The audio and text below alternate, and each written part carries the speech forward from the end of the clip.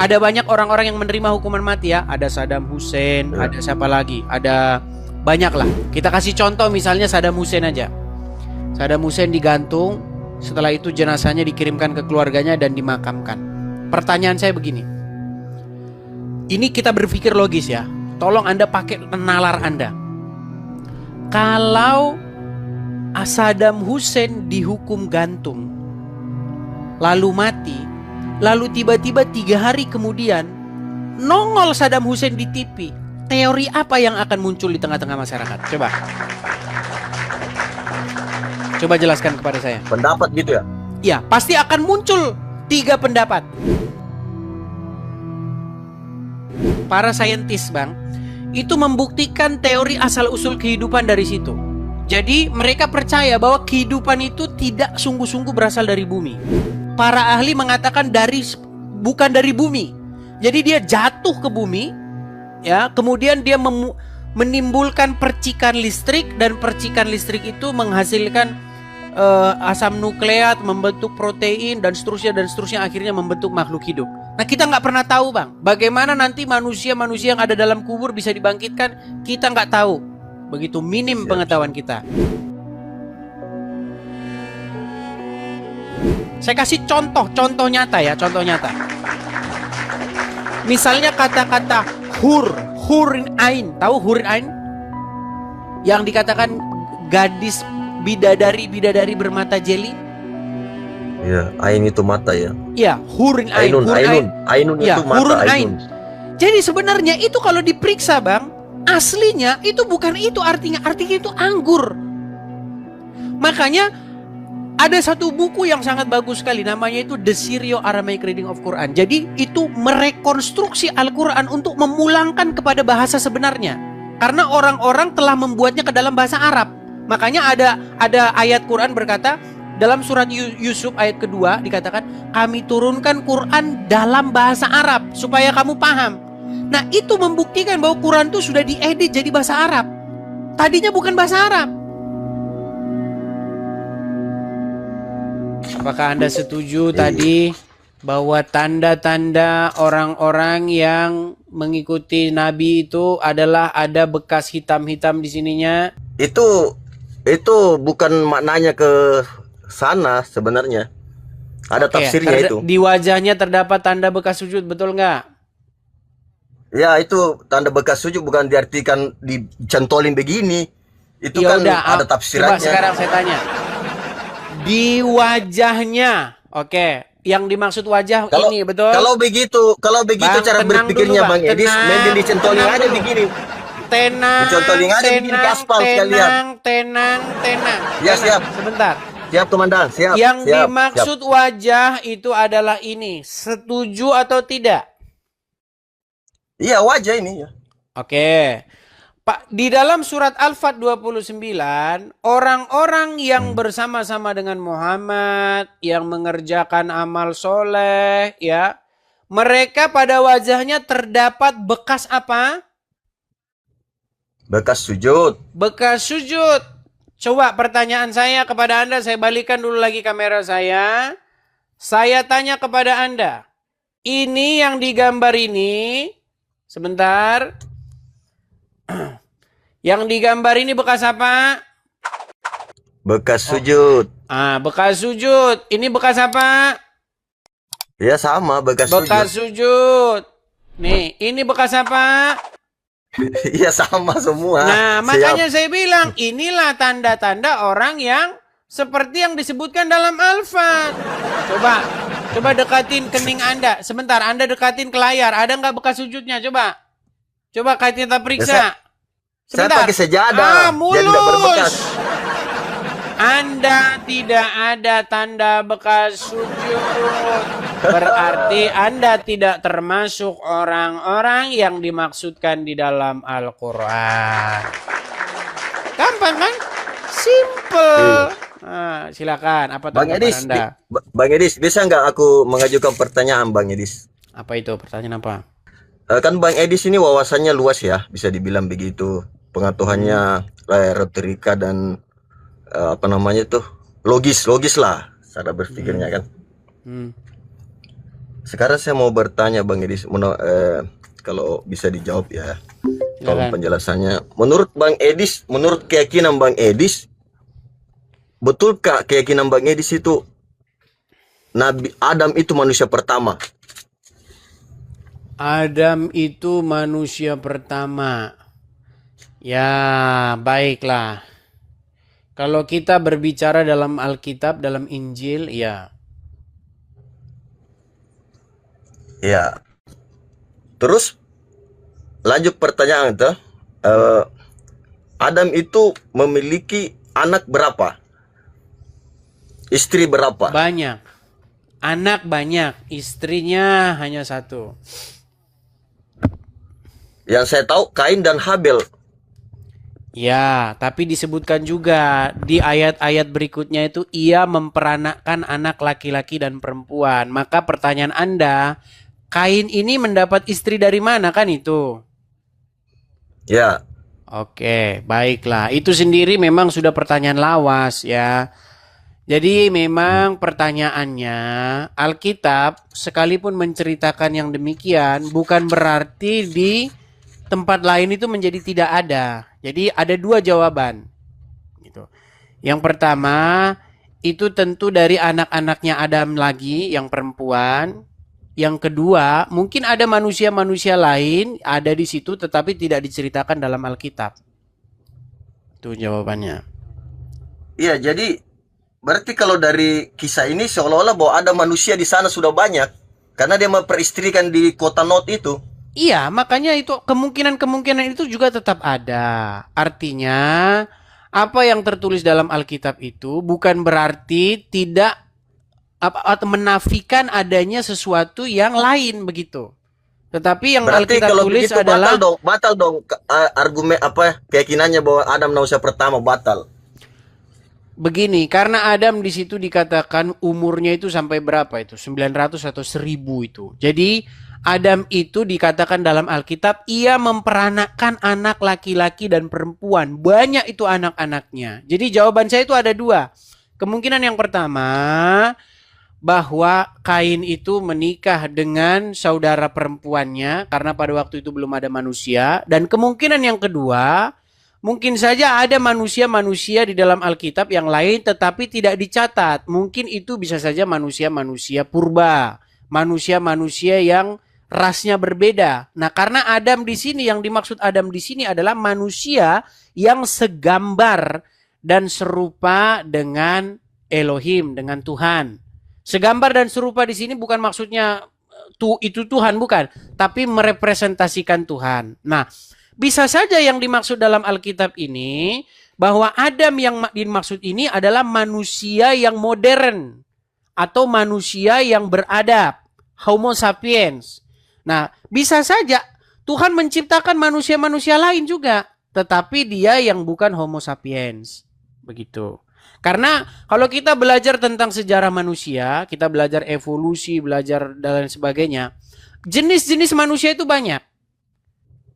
Ya, kalau kita belajar tuh ada manusia Homo wajakensis yang ditemukan di Wajak, ada Pithecanthropus erectus dan banyak-banyak lain.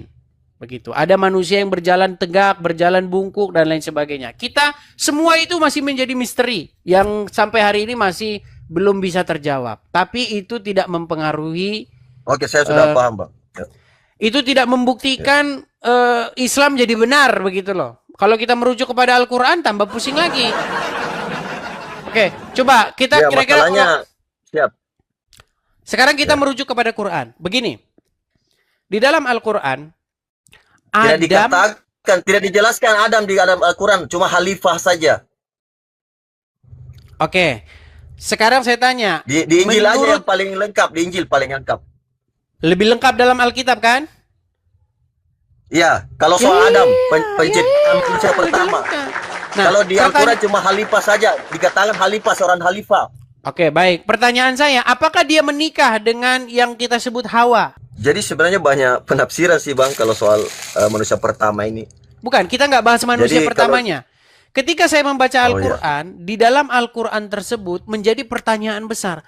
apakah mereka ditaruh di Jannatul Eden itu, di Taman Eden itu, mereka menikah atau tidak statusnya? Kalau menurut pemahaman saya itu yang pernah saya didapatkan dari seseorang, surga Taman Eden itu, Bang, kita jadi bukan di bahas situ Taman Edennya, Bang. Coba Abang pahami dulu ya. Gini, Anda kan ya, bertanya kepada saya, Kain itu siap. mendapat istri dari mana? Nah, tadi sudah kita jawab Iya, iya, itu. iya. Walaupun hal Siap. tersebut itu tidak membuktikan Islam jadi benar. Ini pertanyaan-pertanyaan ini pertanyaan-pertanyaan yang Iya. bonus-bonus, bukan pertanyaan inti. Begini, di dalam Al-Quran ketika kita baca, apakah Adam dan Hawa itu menikah? Oh, itu kan tidak tidak ada Nah, penjelasan. sampai sekarang Bang, orang Islam pening menjawab itu. Kenapa? Karena iblis menggoda mereka untuk saling menampakkan aurat. Kalau memang mereka menikah, ngapain iblis saling menggoda menampakkan aurat? Sekarang begini, saya tanya Anda. Kalau ada pasangan yang bukan suami istri, pasangan bukan suami istri, saling menampakkan aurat, itu karena godaan setan atau tidak? Ya, godaan. Godaan setan. Sementara kalau orang pasangan suami istri, pasangan mereka suami istri, itu godaan setan atau tidak? Pasangan suami istri. Ya kan, itu kalau pasangan suami istri kan berarti sudah halal kan? Iya, berarti Berarti godaan lain. setan atau tidak? Tidaklah.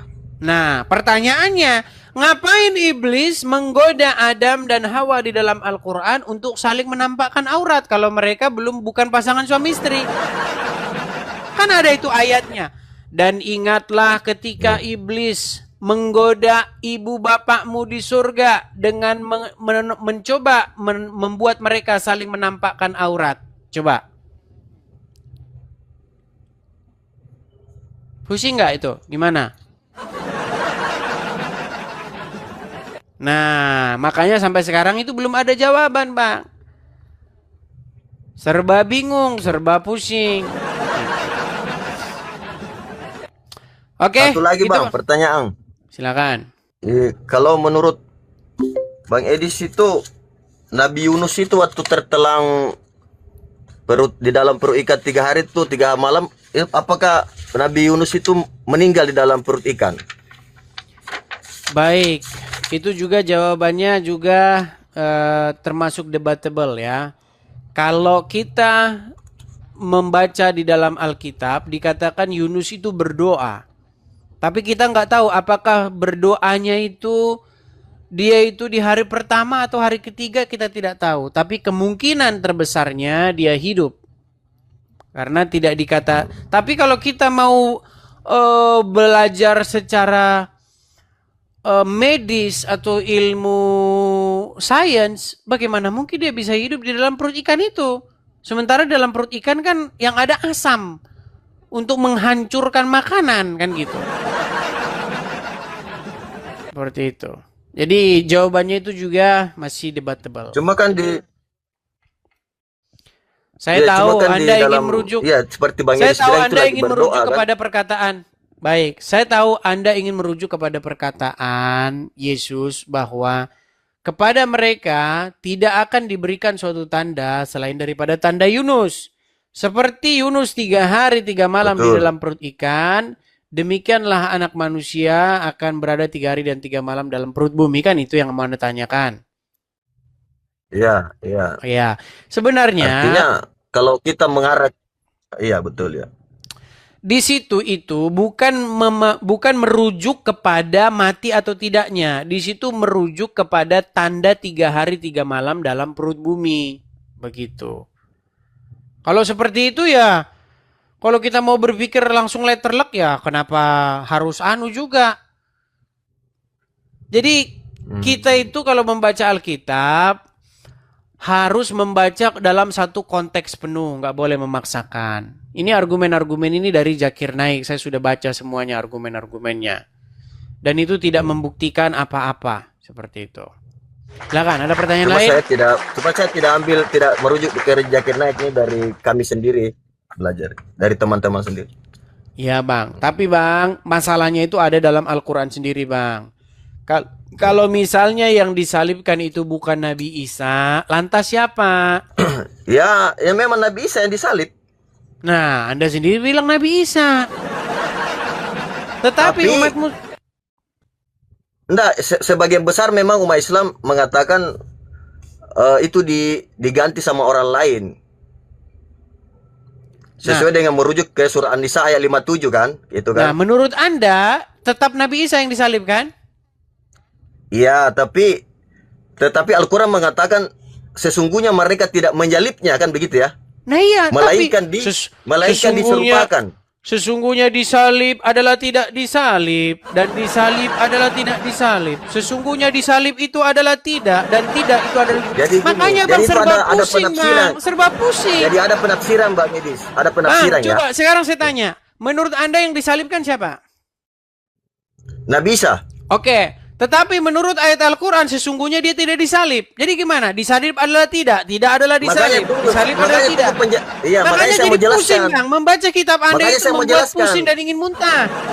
Makanya saya mau Gimana? jelaskan. Silakan, Makanya saya mau jelaskan. silakan. Jadi disalib itu maksud saya tuh ini di tiang salib betul Nabi Isa yang begini, tapi itu tidak masuk kategori disalib. Makanya Al-Quran membantah. Karena menurut tradisi orang Yahudi, yang dimaksud disalib itu adalah dipatahkan kedua tulangnya dan dikeluarkan sumsumnya, itu baru namanya asli disalib. Jadi ini Oke, belum masuk kategori disalib karena cuma pertanyaan dipaku. saya, Isa disalib nggak? Disalib tapi maksudnya Disalib tapi Hanya tidak. terpaku. Maksudnya gimana ini? maksudnya terpaku saja, tapi belum kategori disalib. Wa ma qataluhu Wa ma qatalahu wa ma salabuhu. Oke, mereka tidak membunuhnya walakin dan tidak juga menyalibnya. Tetapi yang Ya, melainkan diserupakan bagi mereka. Ini jawaban Ya. macam apa ini? Ini sama saja seperti Iya. Anda bilang begini. Sesungguhnya memang tidak presiden- disalib. Bang, itu sama kayak begini. Tradisi orang Saya Yahudi. buatkan umpama. Itu sama saja ngomong begini. Wahai orang Indonesia, sesungguhnya presiden pertama itu bukanlah Soekarno, melainkan yang diserupakan. Atau siapa kalau bukan Soekarno itu siap, siapa? Bang Edis. Sekarang boleh saya bertanya Bang Edis? Bukan, Anda berkata Isa disalib, tetapi tidak disalib. Maksudnya gimana? Tidak. Ya ini kan saya mau jelas. Kan pada umumnya orang bilang disalib begini. Tetapi sebenarnya orang disalib itu orang dikeluarkan sumsumnya. Iya, berarti Nabi Isa tidak dikeluarkan sumsumnya. pertanyaan saya, Isa disalib atau tidak? Ya secara tidak lah. Terus Pada dasarnya gimana? tidak. Disalib atau Tidak tidak? masuk Secara kategori tidak, disalib. sebentar iya. Tidak masuk Dan kategori tiadalah disalib. kamu itu melainkan hanya mengikuti persangkaan belaka. Bang, Jadi yang makanya saya diserupakan bilang itu, begini. dengar dulu Sebentar, Bang, makanya saya dengar dulu bilang Bang, begini, sebentar. Bang. Dengar dulu Bang. Quran datang ingin mengoreksi sesuatu. Tetapi bagaimana mungkin yang yang mengoreksi itu tidak lebih jelas daripada yang dikoreksi? Nah, dengar dulu Bang. Dengar dulu. Silakan. Siap ya. Aduh, lapar saya Orang teman-teman. beranggapan yang disalib itu diganti di Yudas Iskariot. Al-Quran mengatakan di situ kan yang bercerita tentang Nabi Isa. Dari mana itu Yudas? Di Al-Quran di situ. Dari mana orang beranggapan kok bisa muncul tiba-tiba Yudas? Sementara Al-Quran sendiri tidak menyebut nama Yudas. Ini hanya anggapan orang aja. Karena orang Islam senang berasumsi liar. Nah, makanya saya mau luruskan supaya anggapan itu bisa diluruskan gitu, Bang Edis. Ya sudah, sekarang pertanyaan saya, Terus? dia disalib atau tidak? Terus yang diserupakan itu bukan berarti yang diserupakan orang lain, tetapi seperti orang meninggal. Padahal Nabi Isa tidak meninggal, diselamatkan oleh Allah. Mau bukti kalau tidak meninggal? Oke, berarti pertanyaan saya, Mau bukti? Mau Oke, bukti atau kalau tidak meninggal? Mau bukti? pertanyaan Mau saya dia buktikan? disalib atau tidak? Kan saya sudah bilang tadi, Bang Edis. Yang maksud disalib itu adalah dipatahkan kedua tulangnya, dikeluarkan susunya, itu baru namanya disalib sampai Oke. mati. Berarti dia disalib atau Nabi Isa tidak? tidak dilakukan. Ya kalau kita merujuk kepada Al-Quran ya tidak. Tadi katanya disalib, sekarang tidak. Iya kan, maksudnya disalib hanya maksudnya hanya dipaku saja dalam yang sesuai Iya, keyakinan berarti Anda. itu termasuk disalib atau tidak? Kalau orang Tidak. dinaikkan ke tiang gantungan, berarti dia disalib atau tidak? Menurut tradisi orang Yahudi itu belum kategori disalib. Kategori disalib. Iya. Berat. Karena tidak dikeluarkan susunya, Bang Idis. Jadi beliau tidak meninggal. Ya Mau sudah. bukti? Oke, saya punya jawaban ini. Baik. Mau Jadi bukti begini. nggak? Mau bukti nggak? Oke, gak apa-apa. Saya tahu apa yang Anda maksud. Anda sepaham dengan Zakir Naik. Jadi begini. Jadi, menurut sebagian besar orang-orang Islam, yang disalib itu adalah orang yang mirip dengan Isa, yang wajahnya diserupakan diganti jadi wajah Isa. Dia operasi plastik begitulah sama Allah ya. Maksudnya bukan di operasi plastik Malah kayak tidak logis itu, Bang Idis. Malah tidak masuk di nalar kalau begitu. Iya, cara makanya berpikirnya. saya luruskan. Pandangan sebagian besar mengatakan yang disalib itu adalah orang lain yang wajahnya dioperasi plastik sama Allah. Yudas. Bukan Afrida Magdalena ya, alias Agatha ya, yang dioperasi plastik ya. Ya di sini yang dioperasi plastik itu adalah orang yang diserupakan. Nah, lalu dia disalibkan. Padahal sosok Isanya sendiri tidak pernah disalibkan. Itu pandangan sebagian besar ulama. Nah, tetapi pandangan sebagian kecil, sebagian kecil seperti Anda dan Zakir Naik mengatakan begini. Betul, Isa itu naik ke atas tiang salib itu, betul-betul disalibkan, tetapi diserupakan bagi mereka. Diserupakan seolah-olah disalib seperti itu, padahal nggak disalib begitu. Seolah-olah meninggal, padahal tidak meninggal. Nggak ada kata-kata seolah-olah meninggal. Yang dikatakan walakin syubbihalahum, melainkan yang diserupakan bagi mereka. Jadi ya maksudnya, maksudnya. Iya, artinya dalam pandangan mereka melihatnya begitu Isa itu disalib. Dalam pandangan mereka. Jadi Allah itu membuat mereka berhalusinasi menyalibkan Isa, padahal Isa itu nggak disalib. Itulah kira-kira. Nah, lalu sama Zakir Naik ditambahin lagi, karena menurut Zakir Naik Al-Quran itu tidak lengkap, makanya ditambahin lagi. Mereka memandang Isa seolah-olah Isa sudah mati, padahal Isa belum mati di situ, alias pura-pura mati atau mati suri. Nah, inilah pandangan yang kedua. Pingsan, mati suri. Oke, mati suri. Nah, inilah makanya saya katakan Al-Quran mencoba untuk mengoreksi sesuatu, tetapi sayang seribu sayang, justru malah orang Islam sendiri yang mumet dengan kitab yang ingin mencoba mengoreksi. Sekarang begini Bang, saya akan membuktikan, teori itu membuktikan teori kebangkitan Yesus. Dengarkan saya. Dengarkan saya Bang. Siap, saya dengar. Anda pernah tahu seseorang yang dieksekusi mati? Kita banyak ya. Ada banyak orang-orang yang menerima hukuman mati ya. Ada Saddam Hussein, ada siapa lagi? Ada banyak lah di Indonesia juga banyak. Bom Bali itu dulu. Oke, dihukum mati. Pertanyaan saya kepada Anda. Waktu dia selesai dihukum mati, jenazahnya dikirim ke keluarganya nggak? Wow. Kita buat yang case-nya jenazahnya dikirim ke keluarganya, betul? Iya. Oke. Setelah jenazah dikirim ke keluarganya, dicek, diperiksa, betul itu orangnya, betul kan? Makanya mereka waktu kasusnya bom Bali lah, misalnya Imam Samudra atau siapa segala macam, dikirim. Iya, Imam Samudra. Untuk keluarganya mengecek, memastikan itu betul-betul dia, betul? Iya, betul, dicek ya. Oke. Kita kasih contoh misalnya Saddam Hussein aja. Saddam Hussein digantung, setelah itu jenazahnya dikirimkan ke keluarganya dan dimakamkan. Pertanyaan saya begini. Ini kita berpikir logis ya. Tolong Anda pakai nalar Anda. Kalau Saddam Hussein dihukum gantung, lalu mati, lalu tiba-tiba 3 hari kemudian nongol Saddam Hussein di TV, teori apa yang akan muncul di tengah-tengah masyarakat?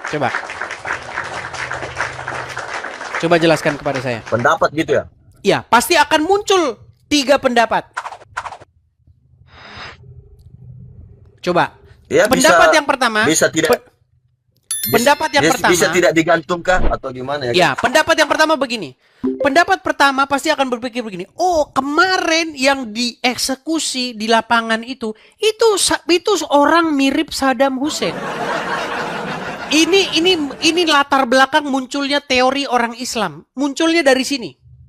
Karena orang Islam tidak percaya dengan kebangkitan orang mati. Mujizat Yesus, tidak percaya dengan kebangkitan. Nah, teori yang kedua, sesungguhnya keluarganya itu mengatakan bahwa dia bangkit. Saddam Hussein itu betul-betul bangkit dia. Tapi yang percaya itu adalah para saksi mata sendiri. Kalau orang lain gak akan percaya. Tidak akan percaya. Iya, karena mereka gak pernah lihat. Bohong itu. Mana ada orang sudah digantung dihukum mati kok nongol lagi. Nah, jadi Bang, seperti itu juga tentang peristiwa penyaliban Yesus Bang. Jadi orang-orang yang mengerti persis tahu betul Yesus disalibkan. Orang yang bersama-sama dengan Yesus, setiap hari ngobrol dengan Yesus, mereka tahu betul bahwa ia bangkit. Dan itulah yang diberitakan oleh para rasul. Itulah dasar agama Kristen. Tetapi orang-orang di luaran sana pasti akan menganggap seperti itu. Ya kan? Berarti yang disuruhkan itu kemarin. Gak mungkin itu Yesus. Masa Yesus hidup lagi? Nah, sama seperti itu Bang. Jadi ini justru membuktikan Bang, bahwasanya Yesus sungguh-sungguh bangkit. Begitu Bang.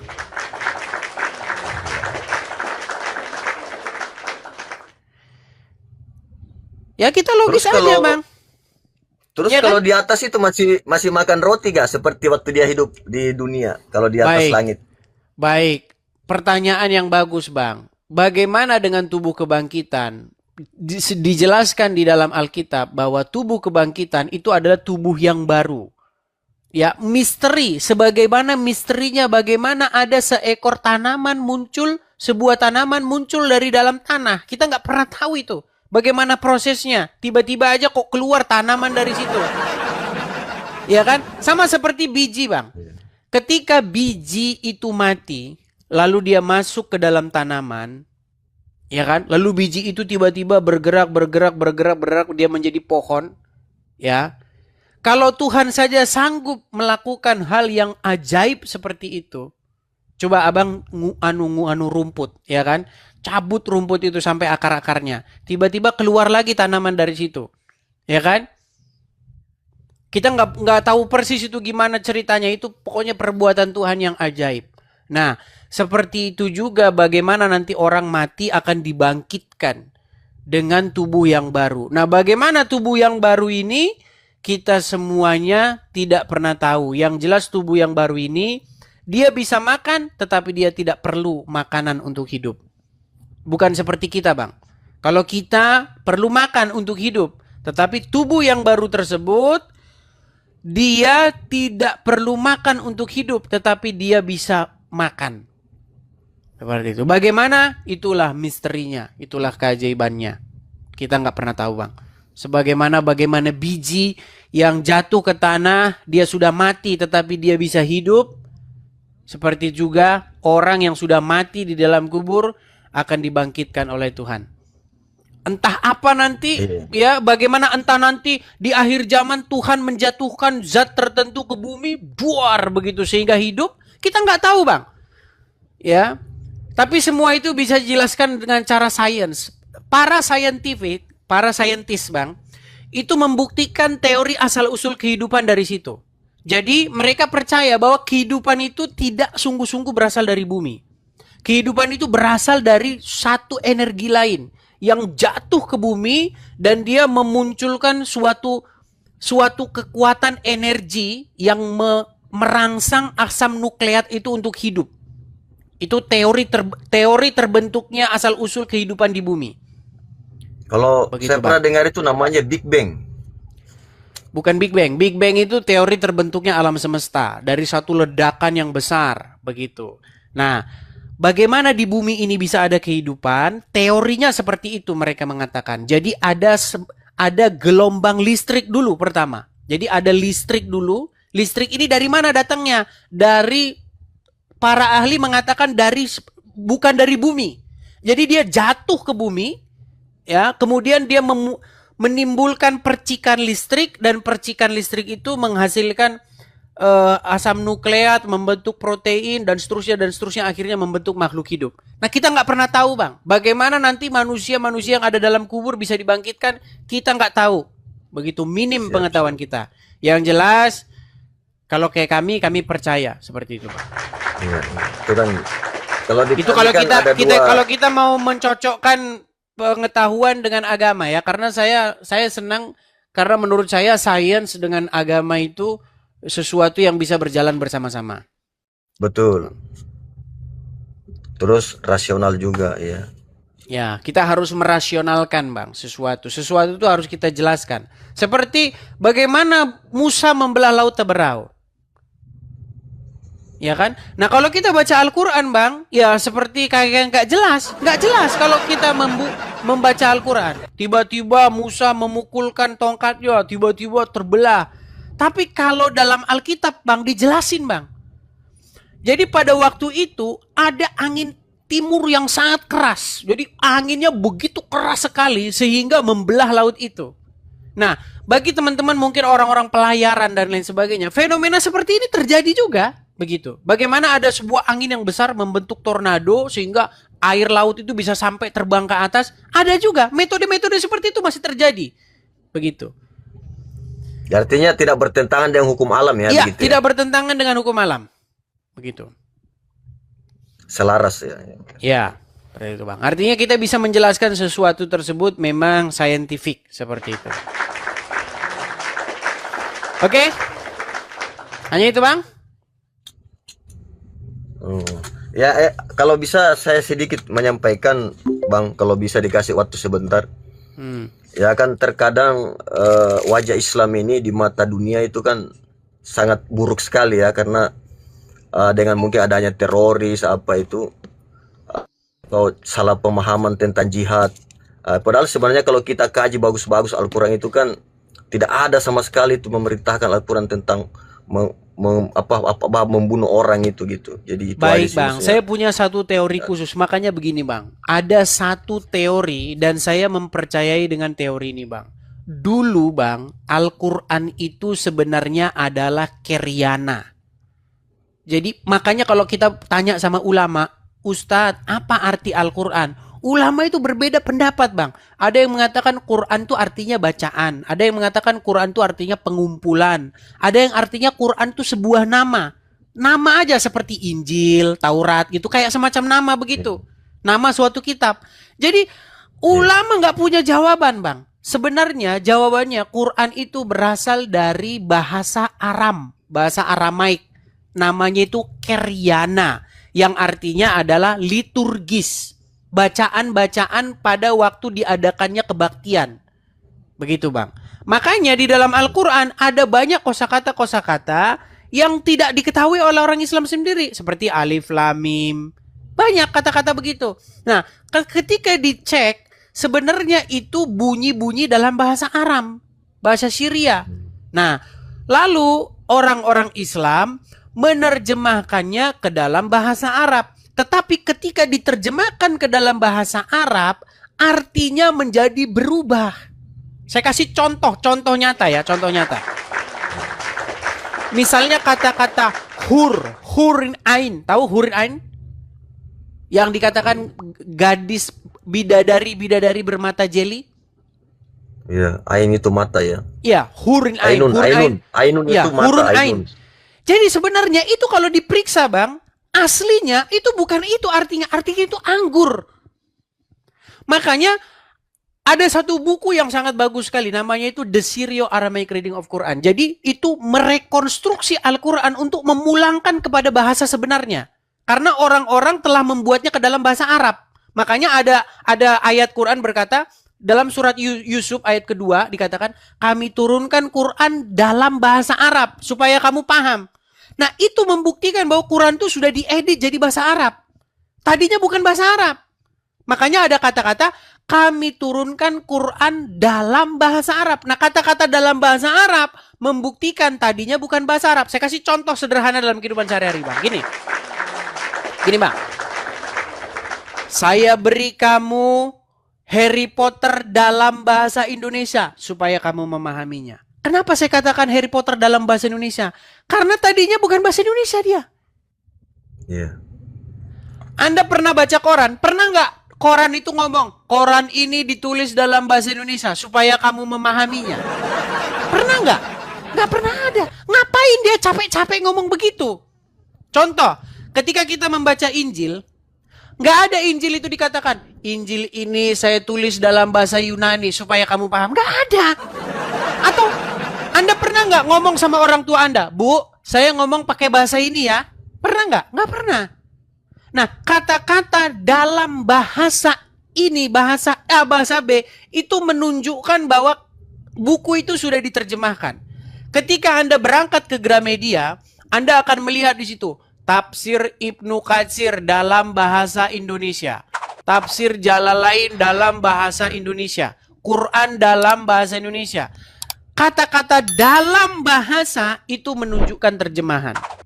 Nah, kata-kata Quran diturunkan dalam bahasa Arab membuktikan bahwa orisinilnya bukan bahasa Arab, yaitu bahasa Aram. Nah, para pakar itu sudah merekonstruksi kata-kata hurin ain itu. Bahwa mereka akan diberikan gadis-gadis cantik bermata jeli. Padahal kalau dalam bahasa aslinya, mereka akan diberikan anggur. Nah, kata-kata itu persis dengan kata-kata Tuhan Yesus kepada murid-murid. Ingatlah bahwa suatu saat nanti mereka, pengutipan Tuhan Yesus ya, sebelum makna ini digenapi, kata-kata mereka akan minum anggur bersama-sama dengan Yesus, melakukan perjamuan itu. Sebelum maksud daripada ini digenapi. Sebenarnya Bang, itu dokumen-dokumen Kristen semua Bang. Kalau kita mau, yang ada dalam Quran itu semuanya dokumen-dokumen Kristen Syria, lalu diterjemahkan ke dalam bahasa Arab. Jadilah agama baru, namanya Islam. Ini panjang Bang, tapi itu ini artinya apa Bang? kalau menurut orang-orang Islam sendiri, artinya itu berserah diri, Muslim, Aslam itu. Begitu. Jadi Islam itu arti sebenarnya itu damai, sebenarnya damai. Ya, makanya banyak teori-teori tentang itu, Bang. Tapi memang ini bukan Makanya konsumsi kalau orang-orang awam. Makanya kalau ada orang yang mengatasnamakan Islam tidak damai, itu sudah bertentangan dengan nama Islam itu sendiri sebenarnya. Ya, itu masih teori-teori lah, Bang. Intinya banyak orang beragama itu Bang cuman ikut-ikutan. Katanya, tapi dia tidak mau mempelajari. Nah, makanya Bang, di channel Edis TV inilah justru dididik, dirangsang supaya apa? Supaya betul-betul mempelajarinya. Seperti apa yang tertulis di dalam, seperti apa kata Ayub, dahulu aku tahu Tuhan kata orang, tetapi sekarang aku Tuhan karena mengalaminya sendiri. Begitu Bang ya. Oke, gitu Bang ya. Saya mau ucapkan terima kasih banyak Bang karena saya diberikan kesempatan untuk memberikan penjelasan sedikit. Makasih banyak. Sama-sama. Doa saya semoga Bang Edis panjang umur, sehat selalu intinya ya. Sukses terus. Amin. Bismillah. Baik. Makasih.